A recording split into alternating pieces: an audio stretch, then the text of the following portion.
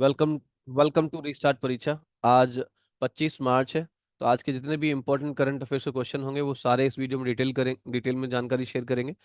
और रीस्टार्ट परीक्षा YouTube, Facebook, Instagram सभी पे अवेलेबल है। तो अगर वीडियो अच्छा लगता है तो शेयर करें, सब्सक्राइब करें। चलिए, पहला इस क्वेश्चन जो है हमारा वो ये है कि मार्च 2024 में nuclear power corporation of India ने परमाणु ऊर्जा के शांतिपूर्ण उपयोग को बढ़ाने के लिए किसके साथ समझौता किया है? तो ये अभी एनसीसी के साथ समझौता किया है, राष्ट्रीय कैडेट कोर के साथ। इस समझौते में एनसीसी के महानिदेशक लेफ्टिनेंट जनरल गुरबीर पाल सिंह और nuclear power corporation of India के निदेशक बीवीएस शेखर ने हस्ताक्षर करके ये समझौता किया है। एनसीसी सशस्त्र बलों की एक युवा शाखा है। एनसीसी का जो मुख्यालय वो न्यू दिल्ली में है। इसका जो गठन हुआ था 1948 में हुआ था। Nuclear power corporation of India limited का जो हेडक्वार्टर है वो मुंबई में है।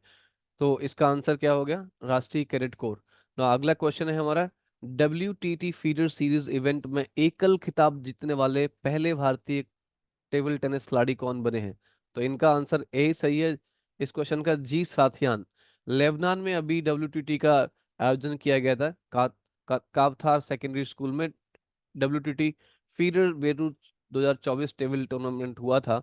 इसमें मानव ठक्कर को हराकर ये जी साथियान पहले व्यक्ति भारतीय बन गए हैं इस इवेंट को जीतने वाले, WTT फीडर सीरीज इवेंट को जीतने वाले। अब मिश्रित युगल, जहाँ पे एक महिला और पुरुष दो मिलकर खेलते हैं, दिया चितले और मानुष शाह ने, भारतीय जोड़ी ने ये भारतीय जोड़ी अगेन दूसरी मानव ठक्कर और अर्चना कामत को हरा के ये इवेंट में जीत हासिल करी है। किसने जीता है? दिया चितले और मानुष शाह। लग्जमबर्ग की जिया लियान ने दक्षिण कोरिया की सु हुओ बॉन को हराकर महिला एकल खिताब जीता है। जैसे जी सथियान ने पुरुष एकल खिताब जीता है, वैसे ही जिया लियान ने महिला एकल खिताब जीता है।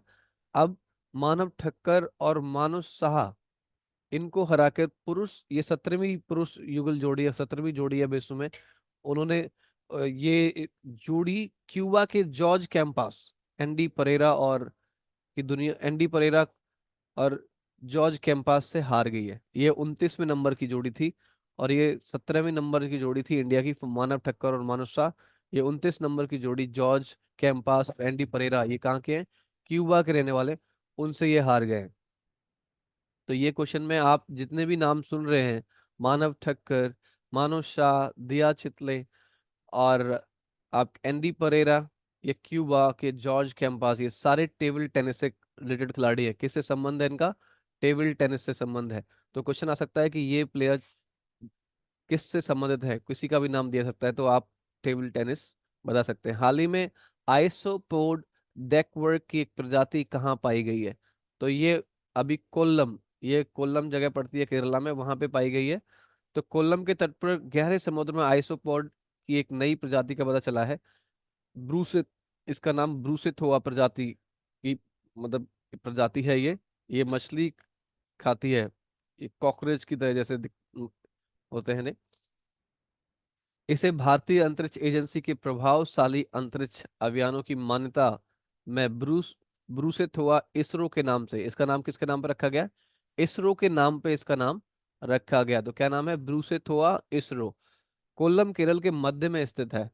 यहाँ पे एक अष्टमुंडी झील है जो पर्यटकों के लिए बहुत आकर्षण रहती है।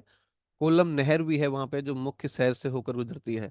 तो कोल्लम कहाँ पाया जाता है? कोल्लम किस जगह है, कहाँ पे पाया जाता है? ये कोल्लम जगह है जो वो पाई जाती है आपका केरला में। और इन्होंने ही अभी ये यहाँ पे ये ब्रूसित हुआ प्रजाति का एक प्रजाति, आइसोपोड डेकवर्क की एक प्रजाति मिली है। इसका नाम ब्रूसित हुआ इसरो के नाम पर रखा गया है।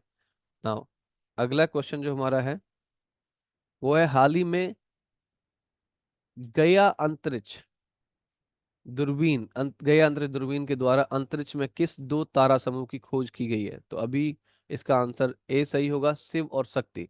यूरोपीय अंतरिक्ष एजेंसी गया अंतरिक्ष दूरबीन ने शिव और शक्ति नामक तारों की दो प्राचीन धाराओं खोज की है, तारे खोजे हैं, शिव और शक्ति नाम दिया गया इनका। जर्मनी के डी हीडलबर्ग में Max Planck Institute for Astronomy की ख्याति मल्हान के नेतृत्व में ये संरचनाओं की खोज की गई है। गैया दूरबीन यूरोपीय अंतरिक्ष एजेंसी के द्वारा चलाई जाती है। और ये जो गया दूरबीन, गया अंतरिक्ष दूरबीन जिसका स्टार्टिंग हुई थी 2013 में लॉन्च किया गया था, तो उसी के तहत ये इसकी खोज, ये कौन से तारे खोजे गए हैं? शिव और शक्ति, इनका नाम रखा गया, तारे नए खोजे गए हैं। किसने, किसकी नेतृत्व में खोला गया है? ख्याति मल्हान। ओके। नाउ अगला क्वेश्चन जो हमारा है, हाल ही में खबरों में रहा अलाप्पुझा किस राज्य में स्थित है? अलाप्पुझा भी केरल में, कोल्लम भी अभी केरल में था, अलाप्पुझा भी केरल में ही स्थित है। और ये क्यों न्यूज में था? एक असामान्य तटीय घटना समुद्र में हुई है, जो सामान्य तटरेखा जो समुद्र की होती है उससे 50 मीटर पीछे हट गया है समुद्र। जैसे समुद्र तल का एक हिस्सा दिख रहा है, उजागर हो गया, दिख रहा है। तो इस घटना के बाद जो अधिकारियों ने चेक किया, उसका जो निष्कर्ष निकला, चक्र एक इसको जिम्मेदार ठहराया कि चक्र एक घटना होती है, उसकी वजह से ये पीछे हट गया है। आलू अलाप्पुझा केरल का एक जिला है जो अरब सागर और इसमें बहने वाली नदियों के बीच में स्थित है। 20वीं सदी की शुरुआत में भारत के तत्कालीन वायसराय लॉर्ड कर्जन यहाँ पे विजिट किए थे, और उन्होंने इसको पूर्व का वेनिस, इसकी जो सुंदरता, इसके जो प्रकृति इतनी सुंदर थी, उसकी वजह से पूर्व का वेनिस भी इसको कहा था।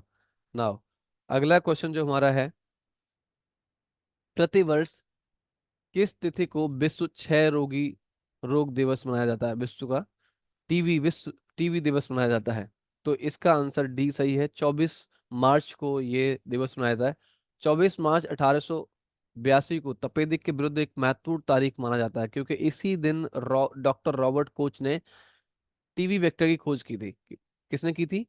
रॉबर्ट कोच ने टीवी वेक्टर की खोज की थी। और ठीक 100 साल बाद international union against tuberculosis and lung disease ने इस 24 मार्च को टीवी विश्व दिवस के नाम से मान्यता दी। और ये पहली बार कब मनाया गया? 1983 में मनाया गया। इस साल का इसका विषय क्या है? Yes we can end TB. इस साल की जो टैगलाइन या विषय है वो है yes we can end TB. इस इस साल का जो विषय है टीवी दिवस का, वो है yes we can end TB. Now 13 मार्च प्रतिवर्ष क्या मनाया जाता है? धूम्रपान निषेध दिवस मनाया जाता है। ये सेकंड बुधवार होता है मार्च का। और second Thursday in the month March ये वर्ल्ड किडनी डे मनाया जाता है, और ये 14 मार्च को पड़ा था। 15 मार्च को विश्व उपभोक्ता दिवस मनाया गया, उपभोक्ता अधिकार दिवस मनाया गया। 16 मार्च को राष्ट्रीय टीकाकरण दिवस मनाया गया। 17 मार्च को सेंट पैट्रिक दिवस मनाया गया। 18 मार्च को आयुध निर्माण दिवस मनाया गया। 19 मार्च को इंटरनेशनल क्लाइंट डे मनाया गया। और 20 मार्च को विश्व गौरैया दिवस और अंतर्राष्ट्रीय प्रसन्नता दिवस मनाया गया। विश्व वानिकी दिवस और विश्व कविता दिवस जो मनाया गया वो 21 मार्च को मनाया गया। तो ये कुछ इंपॉर्टेंट डेट थे जो आपको शेयर किए। अभी अगला क्वेश्चन है, अंग्रेजी में अनुवादित प्रथम मगही उपन्यास फूल बहादुर का मूल लेखक कौन है? तो ये जयनाथ पति ने लिखा था। इसका आंसर ए सही है, जयनाथ पति, इन्होंने लिखा था। फूल बहादुर पहला मगही उपन्यास है जिसका अंग्रेजी में अनुवाद अभय के ने किया है। किसने किया है? अभय के ने। और 19 से 21 मार्च को डिब्रूगढ़ विश्वविद्यालय में अंतर्राष्ट्रीय साहित्य महोत्सव में इसे लॉन्च किया गया था। कहाँ पे लॉन्च किया गया था? डिब्रूगढ़ विश्वविद्यालय में लॉन्च किया गया था इसको। अभय के the book of Bihari literature जब वो संपादन कर रहे थे, उसी टाइम इस उपन्यास को खोजा था।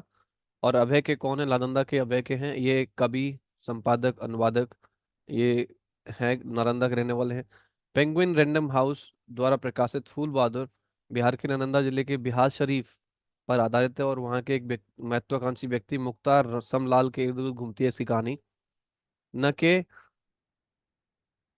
अर्थ एंथम का 150 से ज्यादा भाषाओं में अनुवाद किया, जो एन के द्वारा लिखा गया है। नालंदा के रहने वाले हैं। इनको कालिदास के मेघदूत और ऋतु संहार के संस्कृत से अनुवाद करने के लिए इन्हें KLF poetry book of the year award भी दिया गया है। कौन सा? KLF poetry book of the year award दिया गया है अभय के को। ओके। सो ये आपका जयनाथ, जो मेन राइटर हैं इस उपन्यास के फूल बहादुर के, वो जयनाथ पति हैं। कौन है? जयनाथ पति। ना अगला क्वेश्चन है हमारा, भारत में सबसे पुराने मंदिर की खोज के लिए ASI ने कहाँ खुदाई शुरू की है? तो ये अभी मध्य प्रदेश में की गई है। कहाँ की गई है? मध्य प्रदेश में करी करी जा रही है। सबसे पुराने मंदिर को उजागर करने के लिए मध्य प्रदेश के पन्ना जिले में नचने गांव में 2 टीलों की खुदाई हो रही है। और अभी भारत का सबसे पुराना जीवित मंदिर जो है सांची सतरा है, माना जाता है। तो इसका आंसर मध्य प्रदेश हो जाएगा। मध्य प्रदेश के पन्ना जिले में नचने गांव पड़ते हैं, वहां पे हो रहा है खुदाई। ना अगला क्वेश्चन है, हाल ही में खबरों में रहा चिपको आंदोलन कहाँ से शुरू हुआ था? तो ये आंदोलन उस टाइम तो उत्तर प्रदेश में शुरू हुआ था, लेकिन अभी उत्तराखंड में है। चिपको आंदोलन 1973 की शुरुआत में हिमालय के एक राज्य उत्तराखंड में शुरू हुआ था। इसकी ये 50वीं वर्षगांठ मना रहा है। प्रदर्शनकारी जो थे प्रदर्शनकारी, उनमें से घनश्याम सैलानी एक व्यक्ति थे। उन्होंने एक कविता कहकर बहुत ही पेड़ों को, इसका मतलब था पेड़ों को गले लगाना, कुल्हाड़ियों से बचाने के लिए, पेड़ों को गले लगाने के लिए एक कविता उन्होंने कही थी। कुल्हाड़ियों से बचाने के लिए पेड़ों के गले लगाओ, ये कविता उन्होंने कही थी। उसी से ये मोटिवेट हुए लोग, और उसको बचाने के लिए एक आंदोलन हुआ था, इसका नाम चिपको आंदोलन। इसके जो प्रेरणा थे, उनको सुंदरलाल बहुगुणा का नाम दिया है। सुंदरलाल बहुगुणा इसके प्रेरणा थे इस आंदोलन के। तो कहाँ से शुरू हुआ था? चमोली जिले में स्टार्ट हुआ था। वो पहले उत्तर प्रदेश में था, अब उत्तराखंड में हो गए। तो ये उत्तराखंड आंसर इसका सही है। ना विश्व का पहला देश जहां अमूल ब्रांड के उत्पादों का निर्माण किया जाएगा। तो अमूल अमेरिका में अपनी ये स्टार्ट कर रहा है यूनिट, वहां से अब ये अपना बिजनेस स्टार्ट करेगा। तो पहला ब्रांड बन जाएगा भारतीय डेयरी ब्रांड अमूल, जो अमेरिका में ये उत्पादन निर्माण करके अपना पहला अंतर्राष्ट्रीय परिचालन शुरू करने वाला है। इसका स्वामित्व कौन है, कौन ओनर है? गुजरात सहकारी दूध विपणन महासंघ, इसके जो अध्यक्ष हैं, निदेशक हैं, जयन मेहता हैं। अमूल की टैगलाइन क्या है? Taste of India. ये इंडिया सबसे नंबर 1 पे कब पहुंचा दुग्ध क्रांति में, दुग्ध दूध प्रोडक्शन में? तो गुरजी कुरियन, गिरज गिरज कुरियन के नेतृत्व में एनडी डीवी ने भारत ऑपरेशन फ्लड शुरू किया था। भारत में ऑपरेशन फ्लड शुरू किया, जिसने भारत में दुनिया में दूध का सबसे बड़ा उत्पादक बना दिया भारत को। दूध और डेयरी उत्पादन में आई इस क्रांतिकारी उछाल को श्वेत क्रांति भी कहा जाता है। क्या कहा जाता है? श्वेत क्रांतिकारी। और वर्गीज कुरियन वर्गीज कुरियन को श्वेत क्रांति का जनक या मिल्कमैन ऑफ इंडिया भी कहा जाता है। 1998 में भारत संयुक्त राज्य अमेरिका को पीछे छोड़ के दुनिया का नंबर 1 सबसे बड़ा दूध प्रोडक्शन करने वाला देश बन गया। और इंडिया में सबसे जो टॉप पे स्टेट है, वो यूपी नंबर 1 पे 15.72 की हिस्सेदारी उसके पास है दूध प्रोडक्शन में। राजस्थान सेकंड और मध्य प्रदेश थर्ड नंबर पे आता है। तो इसका आंसर क्या है? कौन से कंट्री में उत्पादन कर रहे हैं अब अमूल ब्रांड? ये है अमेरिका। इसका टैगलाइन है टेस्ट ऑफ इंडिया। ना अगला क्वेश्चन जो हमारा है, दुर्गमता का महासागरीय ध्रुव, ध्रुव निमो पॉइंट निमो तक पहुंचने वाले पहले व्यक्ति कौन है? तो क्रिस ब्राउन है। कौन है? क्रिस ब्राउन है जो इस पॉइंट तक पहुंचने वाले पहले व्यक्ति बने। ब्रिटेन के क्रिस ब्राउन इस पॉइंट तक तैर कर पहुंचे हैं। पॉइंट निमो न्यूजीलैंड के कहाँ पड़ता है? न्यूजीलैंड के पूर्व में दक्षिण प्रशांत महासागर में स्थित है। पॉइंट निमो के उत्तर में निकटतम भूभाग दूसरी द्वीप है, जो पिटकेर्न द्वीप समूह का एक हिस्सा है। और पॉइंट निमो से लगभग 2688 किलोमीटर दूर है। तो यहाँ तक ध्रुव जो पॉइंट है, पॉइंट निमो, वहां तक ये क्रिस ब्राउन तैर कर पहुंच गए हैं, पहुंचने वाले पहले व्यक्ति बन गए हैं। प्रशांत महासागर में दुर्गमता का महासागरीय ध्रुव का नाम निमो पॉइंट किसने दिया था? ये प्रोबोजे लुकाटेला, ये क्रोएशियाई कनाडाई सर्वेक्षण इंजीनियर है, इन्होंने दिया था, प्रोबोजे लुकोटेला ने। ना 20,000 लीग अंडर द सी एक पुस्तक है, जो किसने लिखी है? जूल्स जूल्स वर्न ने लिखी है। किसने? जूल्स वर्न ने। ना अगला क्वेश्चन जो हमारा है, भारत हनी माथु अंतर्राष्ट्रीय हवाई अड्डा कहाँ विकसित कर रहा है? तो हनी माथु अंतर्राष्ट्रीय हवाई अड्डा मालदीव में है। तो ये इंडिया वहां पे मालदीव में इसको विकसित कर रहा है। भारतीय रियायती क्रेडिट लाइन के तहत इसको विकसित कर रहा है। और इसके अलावा 12 और केला द्वीपों में जल और स्वच्छ परियोजना के लिए भी काम कर रहा है। तो ये कहाँ कर रहा है? मालदीव में कर रहा है। मालदीव उत्तर मध्य हिंद महासागर में एक स्वतंत्र द्वीप देश है। इसमें लगभग 1200 छोटे मूंगा द्वीपों और रेतों के तट हैं, जिनमें लगभग 200 में बसे हुए लोग। 200 तटों पे लोग बसे हुए हैं। मालदीव की राजधानी माले है और वहाँ के जो प्रेसिडेंट है मोहम्मद मुइज़्ज़ू। कौन है? मोहम्मद मुइज़्ज़ू हैं वहाँ के प्रेसिडेंट। ना आपके लिए क्वेश्चन है, कौन व्यक्ति हाल ही में प्रसार भारती के नए अध्यक्ष बने हैं? तो इसका आंसर आप कमेंट में कर सकते हैं, कमेंट में लिखिए। और पिछला क्वेश्चन था, किसे वर्ष 2024 का संगीत कलानिधि पुरस्कार मिला है? तो ये टीएम कृष्णा को मिला है। किसको मिला है? टीएम कृष्णा को मिला है। तो thank you very much for watching restart परीक्षा। ऐसे ही सपोर्ट करते रहिए। अगर चैनल सब्सक्राइब नहीं किया तो सब्सक्राइब कीजिए और शेयर कीजिए ऐसे लोगों के साथ जो तैयारी कर रहे हैं। Thank you very much.